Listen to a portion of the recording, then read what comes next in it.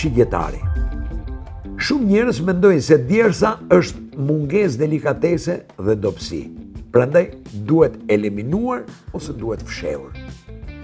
Të tjerë njerëz mendojnë se djersa është shenjë e shëndetit dhe e funksionit të rregullt të trupit, ndërsa në kulturën egjiptiane, si ke djersit është një formë për shëndetje e zakonshme. Në ditën e vazhdim, e dashur apo i dashur shigjetar të këshilloj të ndjekësh shembullin egjiptian.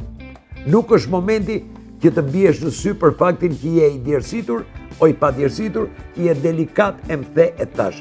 Do të kesh më shumë sukses duke të treguar që je gati të djersitesh dhe djersën të mos e fshesh.